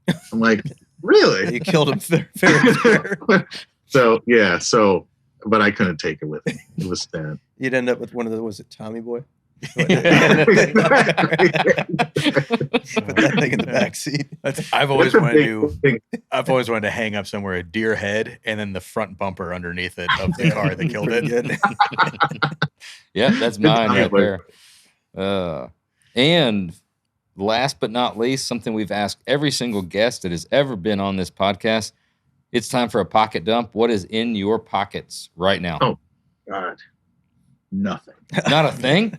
Zero. Well, My fake phone is it. on my desk. Fake it. What's on your? Not a What's damn there's got to thing. be something cool around there. It sounds like he's in the middle of moving, so it's, Yeah. everything's. I'm at my wife's desk, so I got some moisturizer. Okay, Oh, hey, nice. that'll work. It is pretty dry this time of year. Yeah, it is. Oh, So apologies on that. hey, no Oh, problem. No problem. You never know what you're gonna get. Well, we'll throw in a bonus then. Since you didn't have anything in your pockets, what is your favorite car? If you had to answer right now, gun to your head, what's your Number one? favorite car? Number one, Porsche 911. I know I sound like a snob, but they're just the best. I love them. I love the early ones, the lightweight, the long hoods. They're just so damn good. They're so good. Definitely a reference point for me. Hard to beat. I'm a fan. Yeah. Definitely I got a one to fan. piggyback off of that. What was the car you were most surprised by driving, and what was the one you were most let down by? Ooh, Those are good. really I good. like that. Most surprised. wow, that's a tough one. I think most let down was that F30 BMW 3 Series. That was a bummer. What was the most surprising? Anything you went in having no expectations of being fun or cool, and then holy shit. The Teslas are also a big letdown to me. They seem like one-dimensional, and like they just go really quick for a little bit, and then nothing else happens. I gotta say, like maybe something like, and this sounds horrible, but like the Kia Telluride. Well, those are really sharp-looking cars. Kia's another one that's kind of got it going on, you know? Yeah. Like, right. Yeah. I mean, it's amazing how much, they pack into those things and how good they really are. But I'm trying to think back a little bit more. Oh, thing that surprised me. Corrado VR6. I know I'm talking about all these German cars. I'm sorry. But I pegged it from the beginning. He's got a thing for the Volkswagen? German cars. Is that the Volkswagen? The Volkswagen Corrado VR6. Hey, that was a cool looking car. Yeah, it looked like a rally car. Yeah. It wasn't that good with the supercharged 4, but with the 6, it was really like a baby sort of front drive 944. Oh, damn. What else is really surprising? Oh, dude, those Blackwings. Oh, I was going to ask you about those. Are you kidding me? They live up to the hype. I mean, beyond, better than anything. I mean, they're better than any M5 or AMG. Wow, they're incredible. You keep seeing. I mean, they've been on a media push for the last year, basically everything Blackwing, and at a certain point, you're like, all right, nobody said a bad thing, and that's difficult when you're just like, I don't know if General Motors just pulled out the big, checkbook, but everybody that you hear that from, it's the same thing. It's like absolutely amazing vehicle. It's legit, and I haven't driven it on the track yet. This is just on the road, but the responsiveness, the driver feel, unbelievable. Car drives super small. It's, I mean, that supercharged 6.2 V8, incredible. What about those Polestars? Because those are really good. It's like that's an elusive kind of car. It's like the marketing's a little weird. It's like it's a offshoot of Volvo, right? Yeah, it's like who makes it? Does Volvo make it? Yeah, they make it. Who has one? Where do you get one? What the hell actually is it? You can order them online, and they're really, really good. We tested a bunch of them, and they're fantastic. Really cool car. Sort of like I like that it's sort of like a high riding sedan. Yeah, there's something cool about it. Nothing else really like it. It seems really Swedish to me. It is its own kind of thing, but it's just cool. Yeah, it's super cool. If you guys can get it one, I highly recommend it. Really well built, really nice. Like you get out of a Tesla Model 3 into that, you're like, oh, this is a real car. Thank you. Yeah, that's a good way of putting it. Eddie, it's been awesome. Yeah, it's been really cool. We had no idea what to expect, and I think we're going to have to figure out a way to make some type of regular appearance. You're going to be like the expert. We're the dumb kids. I was worried that you were just going to school us and we wouldn't be able to hang with you with all your car knowledge. I knew it was going to be vast, but it's very cool.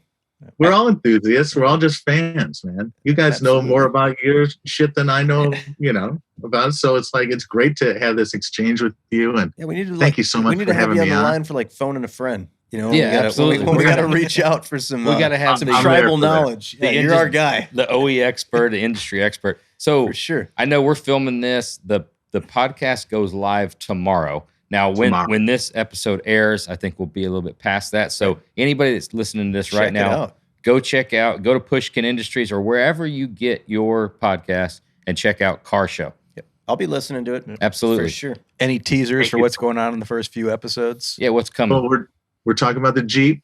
In the first episode, we're talking about the E39 M5. In the second, talking about the Lunar Rover. We're talking about the Corvair. We're talking about the Bugatti Veyron. Nice. We got to do another show about the Veyron together. I got Let's do it. We've got a customer with one. He's we kind of a buddy. We got to get behind the wheel of that thing, and then Yeah. we'll talk about We've it. got a couple of buddies. I hope Bobby's listening. Craig Drop it Jackson off, was buddy. just on, and he has one. And then, yeah, I think we should drop off the Impala and pick up the Veyron. yes. Let's do it. that sounds like a plan. Yeah. All right. We're gonna have to have you in studio. We'll test there. drive the Veyron, and we'll do a Veyron episode. Yeah. I'm there. Awesome. Thank you, man. guys. Been Thanks, awesome. Eddie. Thanks. Great Thank you. meeting you. Appreciate it. Likewise. Take care. Big thanks again to Eddie Alterman. You can check out his new podcast, Car Show, wherever you get your podcasts. This segment is brought to you by Manscaped, who is the best in men's below-the-waist grooming. Their products are precision-engineered tools for your family jewels. Manscaped's Performance Package, the ultimate men's hygiene bundle. Join over 4 million men worldwide who trust Manscaped with this exclusive offer for you. 20% off and free worldwide shipping with the code ROADSTER20 at manscaped.com. Before we go in this episode's final segment, we're going to break down some of our new favorite pieces of gear. But first, it's time for another episode of Storytime. All right, guys, who's bringing the story this week? Now, Dude, we talked about this yeah, coming I think this is many. all three of us are going to be telling this story. So here's what I'm thinking. Because this is a 3-part story, so I think we need to move through it quickly because we had the initial, the follow-up, and then the Columbus one. We could censor. We should probably. No, there's a way. There's a You've way worked around this it. out already? Yeah. Okay. So we're good to go on that. I'm going to preface this with, first of all, to our continued listeners, somebody that's been here from the beginning, I apologize for bringing back road tour stories, but They're the road best, tours, dude. the road tours have been pivotal. That's where the pivotal, stories come Pivotable? from. pivotal. They've been pivotal in creating some great stories Yes, they and have. honestly some of the best content. Yeah. So some of these have to do with road tours. We're going to lean on you for the details because there's been years and years of them. But I You've don't- got to just sit back and watch Yeah, I don't, these unfold multiple times. Fortunately, I have never been the victim of any of these stories. Right. And it's always been Phil. yeah. These have been Phil. Phil usually keeps his shit together, but these have been awesome. So, first road tour. First road tour. The problem that we have, you get to every stop, as you're moving through the country, they've got hotel reservations, right? Well, when you check into a hotel after midnight, it gets kind of like it's questionable. Are you checking in today? Are Yeah, you they checking in tomorrow? Cancel your room because you didn't show up. Well, we generally show up exactly. at the hotel and it's 7, 8 o'clock. Yes. We'll get something to eat. Then we'll hang out in the hotel. And Yeah, we're parking thirsty. lot. We've been driving all then day. we start drinking. Right. We're with customers. We're having a great time. We're hanging out and we enjoy some adult beverages. So where were we I at? was in Jackson, Mississippi. It was. This was in Jackson, Yeah. Mississippi. We were drinking Heavily. This was Heavily. this was probably the second or third night of the road tour. We got in late for some reason, and we drank late. We drank real late, and this was probably a 12:30, 1 o'clock. The problem was it was the next day, technically, by time that we were Correct. checking in. So we walk in, and usually Phil is the guy that keeps all the shit together, and he would usually have this organized. And we walk in, and we check in, and we get the room keys, and we get and it would all go smoothly. However, Phil had a few more cocktails, I think, than the rest of us. So Josh, Yeah, it wasn't initially my fault. well, that helped with the story. yeah. So here we are. He comes up and he starts checking in. He goes to check in first. Right. So he's there and doing his thing, and me and Josh are standing back, and the lady behind the counter starts getting a little sassy. But Phil starts getting kind of a little upset because something's going on. With She the was reservation. just screwing She around. can't It wasn't. find it. She's sitting over there. She's typing, and we're like And then it's time she to go to left bed. and started talking to somebody else behind the counter. And Phil had had enough. And when he had enough, We were he laughing. made the ultimate mistake. Well, and that was one comment. First of all, the comment was, "Hey, this is getting a little ridiculous." that's a All lot right. more aggressive than I think it actually came Okay, out. so let me tone it down. It was like, "Hey, this is getting a little ridiculous." that comment will go What's down that? in history That comment has been brought up every time we check in. If he could take back those words. Because at that moment, anything that she was attempting to do to get him checked in was done. Yeah. She was over that. I was dismissed. Phil was dismissed to the tune of, I'm done with you. With the finger, time out, basically. The finger came across the table and it was, I am done with you. Yeah. Right? And is that one word or two? I think there's a hyphen, like a dash. So at that point, she was no longer checking Phil in. Yeah. If he made an attempt, he's like, but So needless to say, we checked in. Phil eventually got himself checked in. And that was laughter for the rest of the road tour. So we enjoyed that. We enjoyed it. Fast forward. Fun story. A year later. To the next road tour. Yep. This is still, like, we talked about this regularly. It comes up. So it's in the back of everybody's mind. So we're doing the same thing we always do. We show up. We fail to check in. And we ordered pizza. This was just south of Delmo. Because we went to Delmo. So we were in Prescott, I think.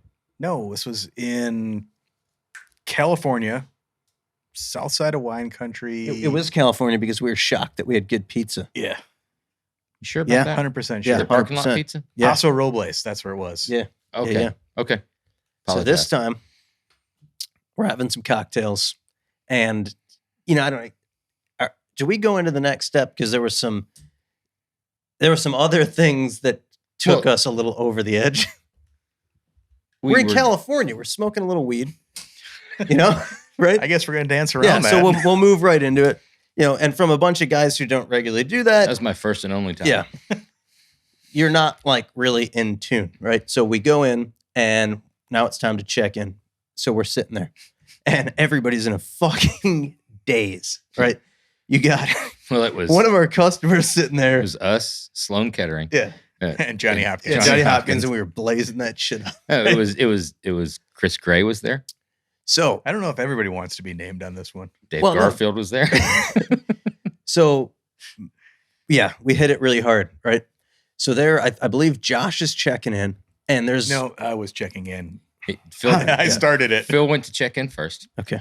And they did not have a room under my name. All the rooms had been checked in under. Because our room was checked in under Mr. Black. Yep. So Phil he's like, yeah, I'm not trying to hold it together. He's like, I'm not falling for this shit.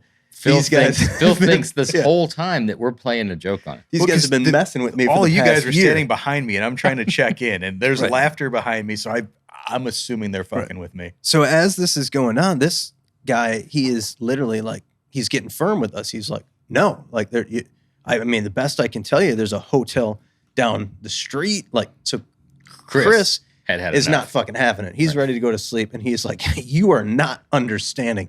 I am not going. That is a logistical nightmare. He said, you don't understand the logistical problem that you are creating for us. How are we supposed to get our bags to another hotel? So he's not having it. Right. Phil's not having it, but Phil's being skeptical. Dave's just in a daze. Yeah, he's having a great fucking time over there. The other guys are having a blast doing whatever they're doing. They had like a vintage water dispenser with a turn spigot on it. Yep. So I didn't know we were adding this, but yeah. I'm like, fuck this guy. So, I'm not really myself at the moment. So I crack the thing open and I'm looking over at Josh snickering as I'm flooding the lobby. 5 gallons of water. Just flooding the fucking lobby of this hotel. Because I'm like, dude, this guy's pissing me off, right? So lobby's flooding. But Phil's skeptical. We found the angle. And what was the angle? Then Josh came in and he's like, we only have 3 rooms left under the group reservation. Your rooms have been checked into. We're like, it's fucking 2:00 in the morning. Who hasn't checked in yet? And you started drilling him on the name, and finally he gives you the names. It's like, that's us. Jim, Bob, and Tom. Yeah, that's us. We're Jim, Bob, and Tom. Yep. Oh, okay. Why didn't you say so? Well, I didn't know what the names were. And now I do. So we got checked in. Yep. Another great story for the rest of the trip. We laughed and laughed and laughed. So now these are building, right? These hotel check-ins are becoming a problem. So fast forward another year. and we get to Columbus, Good Guys Columbus, and we're checking in. The same thing. And we did it again. Standard issue. We show up late to the party, and instead of going to check in, we get caught up in the parking lot and we start drinking. It's that overnight staff that causes a problem. So we're checking in, and Phil is handling, like he always does. He's handling the fucking check-in. Let you take this. And I step in, and I'm, I start handling the port because they need like this guy's credit card and your ID. So this guy's a fucking weirdo, right? And he's like just being like, just strange. The dealings with him were very strange. So I'm looking over at Phil, and I'm looking at this guy, and like the dude, I go to hand him my ID, and he gives me like a weird little like grabs the ID and a little bit of finger, and I'm like, reach back, I'm like, ugh, shake the hand. And the guy gives me a look, right? So Phil, he's standing there the whole time. I missed all that part. He's standing there the whole time. Yeah, not seeing Phil anything didn't that's see going any of on. Well, I guess this rubbed the guy the wrong way. No, you don't have to guess. It rubbed the guy 100% rubbed him because the I wrong wasn't way. fucking having it. Right. Dude. I wasn't I know. having it. So he says something. What did he say? He said something about like Mr. Gerber. Because or y'all like- have a nice night, especially you, Mr. Gerber. Yeah. So Phil is I was like, what? Phil's coming off of back-to-back hotel failures, and he's I got not. to show face. He's not going down. Right. He- He's not going down like this. He's not going to get the reputation of being the dude that bitches out at the No. hotel check-in. And Phil's usually pretty passive until he's not. Usually he's the one telling us to, Yes. hey, calm down. So he turns around and he fucking. What did he say? The fuck did you just say? He's like totally out of character. Phil is seconds away from kicking the shit out of this. I channeled my inner dad on that Yeah. one. And this dude he's like, I mean, absolutely frightened. Right. And I'm looking, I'm like, oh shit. Like this is. And then Josh, no, come on, let's go. Your brother said some shit. You don't Because understand. Phil had no idea, we had a little, yeah. So anyway, hotel checking in has been like, Moral of the story, 7, 8 o'clock, check Yeah. in, get your room. As soon as we the get room. to that establishment, we're going to check in right then. get to the room, Then put come your back bags out. in there, come on back out. That word of advice for road tours, But I doubt we learned No, from there's our going to be some lessons. good stories coming up. Sorry if that was a somewhere. little long-winded, but it was, Had to be there. there's a lot there, a lot to unpack. It was. And I think we navigated those waters correctly. As best as we could. Yep, absolutely. I hope everybody enjoyed that because it was all those were a blast. There's going to be listeners, I think, that were on those road tours. They're going to be Like those are the motherfuckers that flooded the hotel lobby. All right, guys, it's time for the glove box. Everybody knows what the glove box is by this time, but Yep. we're going to tell them. You never know when you got new listeners, Yeah. right?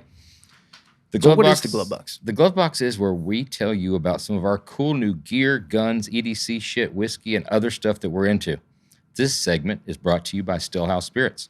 Stillhouse has 6 different spirits in their portfolio. Original whiskey, black bourbon, which we really like, apple crisp whiskey, classic vodka, peach tea whiskey, and spiced cherry whiskey. Drink Stillhouse whiskey, the unbreakable spirit. Find Stillhouse whiskey at a store near you by going to stillhouse.com and using the store locator. That's STILLHOUSE.com. Now, a couple episodes ago or an episode ago, we all selected our Stillhouse. We did. We're still crafting. We are working on We are those working cocktails. through those cocktails. You got the apple crisp. I do. You got the, Spice cherry. I got the peach tea whiskey. There's been a little bit of experimentation over the last few days. I But think we there's use a- an independent panel of judges. Well, the 'cause I'm problem gonna is whoop there's- your asses with my. There's also a lot of competition. Yeah. Nobody's prepared to lose. No, we got to bring the A game. I may or may not have reached out to Brad Jennings from north of Bourbon. Yeah, it's illegal. He did not, because I did reach out to him and ask if you reached out to Probably him did. first. What? No, I haven't Dude, talked to Josh. I already experimented with a few of them prior to being given the apple. Well, you didn't as my select. cocktail. You didn't select fast enough. I experimented with a few of them. I got a few tricks up my sleeve. I think I got some pretty good ideas. I mean, It's I gonna be was- such an elaborate fucking cocktail. dude. that- It's not. I'll tell you. Josh knows He comes over, I whip up some mean fucking cocktails. I'm a connoisseur. I'm a cocktail connoisseur, but at the end of the day, I'm usually a one cocktail guy, and I will say that I'm still a fan of the black bourbon. That is it's a great bourbon. It's a great pull. Forget the cocktails. Anybody get that's your hands on the listening, black bourbon and drink it. I was just at Nashville last weekend, talked to a bunch of guys, a bunch of fans of the show, talking about getting into whiskey. Some guys have been in whiskey for a long time. So anybody that's listening right now, whether you have been into whiskey for a while or you're getting into it now and you want to tiptoe into it, go out, grab yourself some Stillhouse black bourbon. It's a great drinker. Surprisingly so. I know they're a sponsor. But solid. Did not know what to expect and were pleasantly surprised with the black bourbon. Yeah. And I think we're going to bring the heat with the cocktails for the I'm not couple losing. of flavors. I'm just not losing. But you realize we're all three voting on each other. No, that's why you need to bring independent. We are going to bring in independent. Who's going to be the independent? Dude, I do it with my kid. We have an ice cream competition. You do it with your kids? Well, not with the liquor. We have an ice cream competition because I fucking bring the heat with, usually the PGS, the Phil Gerber special. He brings it, but it's a winner. We do the same thing. And my daughter selects. It's me versus my son. Daughter selects. There needs to be an outside. Daughter's never going to select the brother. She likes him, believe it or not. Really? So yeah, but we're going to bring an outside judge. So we're going to have to bring in some special guests. It has to be a non-biased. Some special guests from the shop. Yeah, I think so. Are we doing them all in one shot, or we're gonna different episodes and then it'll be one episode. One episode, for 3 cocktails for one drink. No, one episode for one drink. That's next episode. It does work. It's hard to judge that. Yeah, you got to have cocktail. Yeah. They're judging them all together. That's a lot of people in here. It's one fucking person tasting 3 cocktails. Oh, we're gonna pick one person to be the judge? Yeah. We've got an extra mic. We can pick 2 people. Okay. You pick 2 people. You pick 2 people. I will. Okay. All right. Glove box time. Glove box time. What do we have in our pockets tonight? Who wants to go first? Phil. Dude. We almost forgot you last time. Purposely. No, yeah, purposely. Purposely. So tonight, what do we have? Starting off with my standard trusty old pen. There it is. Exciting to see it on camera now. Have you ever had to do a refill on that? I did. I've got a couple of refills in my drawer. But from carrying the knife, the whole tip's getting all worn out, so I may have to re-anodize or... Man, that's really from carrying the knife, huh? Yeah, it rubs up against my knife. Yeah, sometimes your tip will wear out. Other one. I was wondering when this was going to make a showing. We've been Wanted hearing to make about sure it was on camera. This is the Benchmade with the custom Applied Weapons Technologies scales. Talking about a PGS. This is the best color combination you can get in a knife anywhere. It's pretty good. Yeah, Phil's been bringing the heat. I know. And on the knife game, honestly, really it's starting to really piss me off. Good action. I just oiled it up. It was getting a little sticky after I changed it. What are you using, Coons oil on that? No, I used Neat's foot. No, some gun lube. Oh, rim oil. Yes, I like the blade. What's the finish on the blade? Because it's textured. It's like a sandblasted Cerakote. Yeah, that thing's cool. Let me see that. Yeah, I'm impressed. I'm impressed with Phil's knife game. Hey, it's on point, as they say. It's going to be now that we've got Blade HQ as a presenting sponsor. I had to get all my good shit out now to purge before I can. Yeah, dude, I'll tell you what. Like for those listening, you better carve out an entire evening when you get on Blade HQ's website, because I get on there and I keep trying to find the things that is going to impress. I lost an hour the other night. I was looking at it. I mean, at my daughter's birthday party, and then got yelled at by my wife. You can go all night and spend an entire paycheck. Did you see all the shit that they carry that's not even knife related? Like it's a all phenomenal types website. of EDC gear. Yeah. They've got all the customized scales. They've got there's like 5,000 companies I'd never heard of that I'm just kind of then digging and diving into all of them, and you can get drastically lost. It's a rabbit hole wormhole that will suck up. But it's an awesome wormhole. I'll be honest with you, Phil. You did a really good job on this one. Thank you. That's back to back with Phil on the knives. So it's 2 wins. We should probably just end the glove box section now while I'm on top. What if you I like that little hook on the beat back. The shit out of that. I use it as a bottle opener. Oh yeah. You can. I thought Red's Apple Air was twist off. Yeah. Phil's my go-to. Anywhere we are, if you have a bottle that needs to be opened with anything. Any flat surface. I don't even attempt it. Do you know why that is? He went to college. Yeah, he went to Because college. We didn't go to college. So I learned that. Yeah. I'm trying to chew that thing off and feel like any object within arm's reach. Oh, you want a table? Yeah. Boom. Yeah. It's just leverage, simple leverage. Get Yep. underneath there, pop the cap off. What else you rock? Other thing I've got that just showed up today. Big thanks to Ronnie at C10 Talk for producing the coolest stickers in the history of stickers. Those are cool. This is the rear view of a variation of C10s with a separate axle.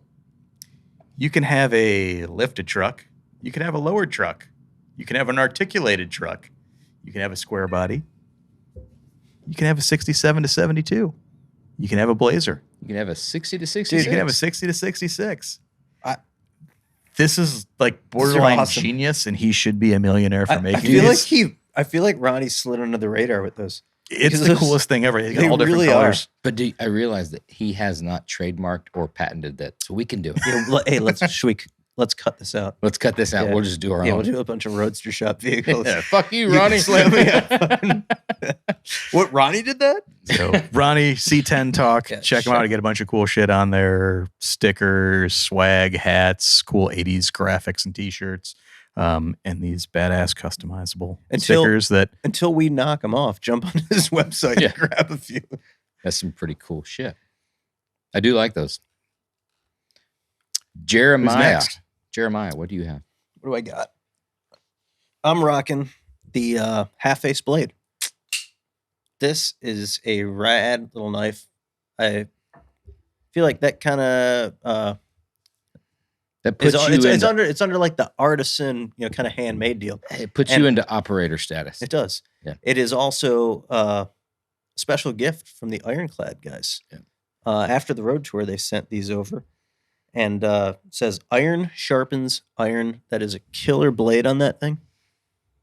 Very very interesting because we know when we're recording Yeah. an episode, and so this morning I went down and started selecting what knife I was going to, and this one was in my pocket. I was walking Was it up really? the stairs, and I said, It's a fun knife. I like the little finger loop on it. Yeah. Something to just kind of fuck with. This is during just spin the day, thing Yeah, in you it. give it a little spin. "Well, this right here. If you had to go to battle, It strikes me This as is the knife. it strikes me as a knife that's designed for doing well, bad it things. absolutely is. That's anybody wants to see that It's got a little hook to the blade. What do you call that?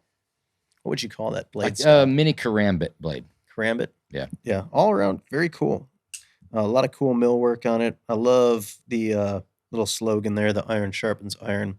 Ironclad guys always have some cool shit going on. That is Thing's probably got one of my most coveted Some good action. knives. Yeah. Good action. Love it. You can play with that little finger loop, spin it around, keep it in the pocket. Enjoyable little knife. The other thing I've got, this is cool because I put my pants on this morning and it was already in my pants after they went through the laundry. And here's the thing. When you're not used to using this, I'm excited to see this. this little stupid pocket, you forget that you put that fucking tape measure in the pocket. So hats off to Gallantry for building this little titanium tape measure that I was carrying who last makes week. it? I know you got it I from don't know. Gallantry. Who makes it? I mean, I'm still pissed off about the whole little screw stripping situation, but it lived through a washer and dryer Are cycle. you more pissed off about the screw stripping situation than what happened prior to lunch today? What happened prior to lunch today? We utilized that tape measure We did. for a competition. Dude, I don't know. I don't know if it bothers me, honestly. Bullshit. Are you fucking kidding me? If you were on the other end of that, we would never hear the end of it. Would we not? Dude, There sold, would be an airplane flying with a banner. I've sold it to myself in a variety of different ways. Oh, obviously. Yeah. Because you're Why don't fine you with tell it. all the listeners, Josh? Because you're obviously having a fucking field day. You enjoyed this more than I did. Getting a win is rare with you. Yeah, it is. Yeah. Because I'm a fucking winner. Yeah. Yeah. Today you were not. If you ain't first, You're last. you're last. Yeah. But you actually were last today Yes, I was. out of the three of us. I'll take it. So we had a In his defense, he's got a runner's body. You do. Fuck you Now, guys. now, if we were to measure legs, I bet you'd have the smallest of those too, because you run. Dude, I don't want your fucking. We've already talked about your Dodge Chargers. I don't want those things. Hey, the titanium tape measure is badass. Yeah. It came in super handy today when we were measuring biceps. And It I'll did. leave it at that. Yeah. You were not the winner, No. nor were I you was second place. Yeah, I was the loser. Yeah. Out of 3, you were third. Yeah. How does that make you feel? Not It makes great. me feel awesome because I won. You feel one. Not great. You know, I think. if How we- long were you guys working out before I fucking came in and whooped your ass Look at in the the bicep competition? Honest to God, it's the definition, guys. You know, it's fucking lean body mass. right? I get it. I ran 2 fucking miles this morning. Oh, I know. What did you do this morning? Lance Armstrong never measured What did you biceps do this either. morning besides eat some Count Chocula? That's a good. Seriously. That's a good poll. Yeah. I don't eat Count Chocula. I don't eat breakfast. I rode Yeah. 5.5 miles this morning. You did not. Oh shit, I did. He Did you rode it really? in his car all the way here. Yeah. Right. On the old Peloton. Did you? Yeah. No, you did I not. swear to God. You rode 5.5 miles this Yep. morning. Are you fucking serious? 25 minutes. Did you really? I did. Phil's trying Damn. to be at Getting Dark after Horse. it. He's Yeah. trying Yeah, to get he it. is. Little sleeper cell. Are you putting any sort of resistance on that? Is Yeah, it- you're spinning that thing up and down, and you Huh. can't bunny hop that though. I No. tried. Hey, good for you. That's good. Let's kick out. Yeah. We learned something new. Hey, Phil fucking keeps I that know. shit a secret. I know. You know, I there's just you don't like bragging. right. I I mean, don't keep a secret. You know, You're Yeah. well Yeah. aware. you Yeah. guys know what's going on. I know with me. every single down to the 10th of a mile that you run every single morning. because it's always a tenth of a mile more than you did. Yeah. It looks like I guess I'm busy doing curls because I've got bigger biceps. Oh, well, What is in your That's- pocket, That's Josh? all I got. I mean, it's I'm other- a little boring today. I'll be honest. I threw it back to old school Microtech Can't mess with that. UTX 85 black blade, black hand. This is just a That's what's left of a black blade. yeah. Well, it's It's been been used, heavily used. been used as a tool, and this is that sucker's worn out. this is OG. This was Smoky Mountain Knife Works numero uno visit. No shit. Good. Yep, sure Testament was. to the product there. That's Oh yeah, got some serious patina. In It my, does. go ahead and Dude, that thing's probably got the edge of a butter knife on it. Tonight's the night. well, he Dude, needs it because he'll. You we know- the shit out forgot. of We himself. are live now. We have a YouTube channel. you know how I know this doesn't have the edge of a butter knife because You cut yourself. Go ahead and cut it. Microtech stands behind their product. Go ahead and cut it. It's the paper test.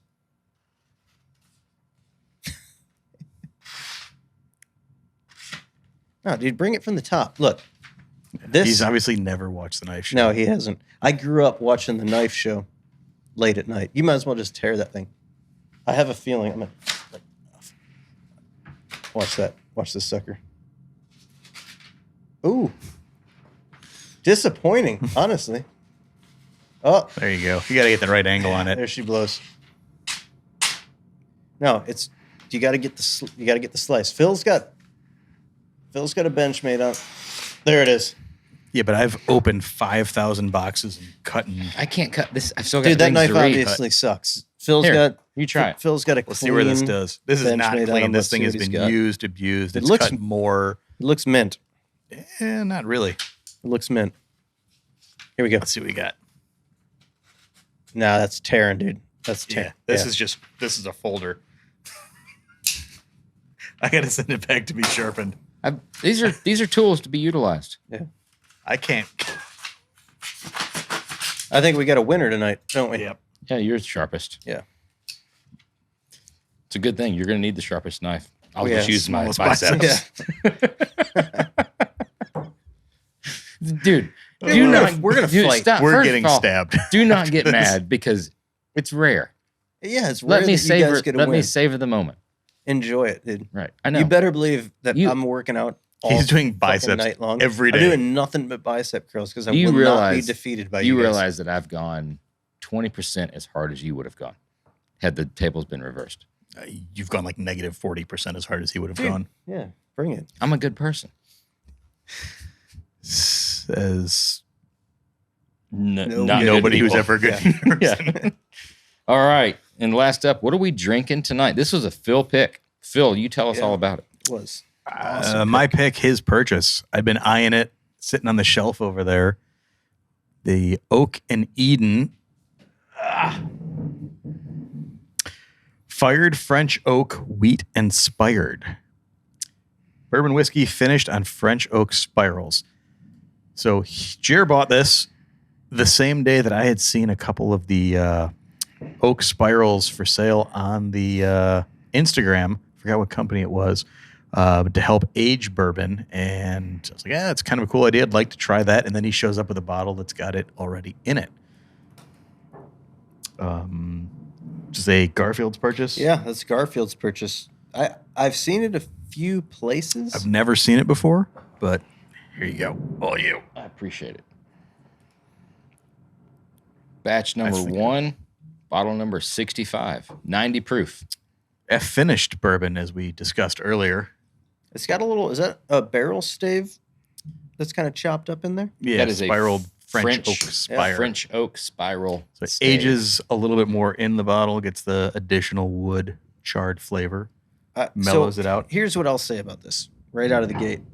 If you are a newcomer to bourbon drinking and looking to start, like, if you're going to start drinking bourbon neat, I can't imagine that there's a better, smoother bourbon out there, honestly, because it goes down really, really smooth. It's almost like drinking a cocktail. There's been no burn all night long. I think it's got awesome flavor, a lot of cinnamon and little fruit in there, but super smooth. I don't know if there's a bourbon that smells as good as this. Yeah. Have you smelled it? Yeah, it smells phenomenal. I mean, honestly, it is up there. I don't think that it, It's a dark horse. Not expecting You're gonna bust my balls about this, but I don't think it's like, it's not as sophisticated. You don't have to have like a palate for bourbon. It just tastes good, really good, and it's an easy drinker. You don't have to put it on the rocks. I think it just is smooth. So for a guy saying, I've never had a palate for bourbon. Yeah. But all the cool guys are drinking whiskey. Yeah. I need to try to drink something. For the dude who's been drinking Bacardi and Cokes, and you want to class it up a little bit, and you're going to transition to drinking bourbon, pour that sucker neat. I promise you're going to love it. Yeah, on the same token, we've drank a shit ton of bourbon. Yeah. And I think all first take, it was really, really good, super flavorful, really smooth. I enjoyed the hell out of it. Yep. Yeah. Again, I'm attracted to anything that's got a big wheat on mash bill on it. Yeah, on the mash bill. 90 proof, 0 burn. 1 to 10, give it. I'm a fan, man. Absolutely. Honestly, buy it. Across the board, all three of us. I'd go seek it out. Yeah. Yes.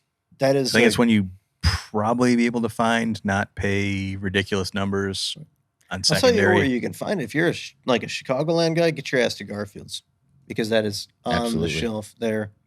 And I think it's a good bar piece too, because it's good looking. Yeah. Oh, well, I was going to say it's a great bar piece as well, for even if you're a big bourbon guy and a guy comes over and is like, I've never really been able to have a taste for it. That's a great thing to pour. Because I feel like a big portion of it's like the conversation portion. That when you got something like that, it's got some cool stuff. It's got a Lincoln log in it. I mean, seriously. I mean, what's not to love? I was used to Lincoln Logs being kind of like wrapped with Play-Doh and like floating around my Matchbox cars. But now that I'm seeing them in a bourbon bottle, it's pretty damn good. I'm gonna rate, dude. That's up there. Give it to me. Honestly, be careful now. Don't get carried away. I'm not gonna get wild with it. It's smooth. I'm going 7.9. Are you serious? Yeah, I'm getting wild with it. Well, we've been into the 8s. Wow. Yeah, we've been into the 8s. I'm absolutely astonished. Dude, honest to God, I think it's a phenomenal drinker, is what I'm going to say. I don't think, it's not something that's got like some crazy flavor profile, but I'll drink that all night long. I'll pour it anytime. Jeremy Gerber gives Oak and Eden finished whiskey a 7.9. That's breaking news. I'm giving it a 7.5. I was going to go 7.5 as well. Yeah, I just liked it. Obviously. Yeah. Hey, had that had a fancy name or been rare, hard to get, probably would go way higher. I'm with you. Yeah. I'm with you. We took it a little easy on that. Usually we're about 3/4 of the way through or cash in one of these bottles. But there's just a little Cheers. nightcap. Cheers. Thanks again, everybody, for listening to Oil and Whiskey with the Roadster Shop, an Ironclad original, presented by Blade HQ. If you like the show, be sure to leave us a rating and a review. Thanks again to our guest, Eddie Alterman. Check out his new podcast, Car Show. We'll see you again next week.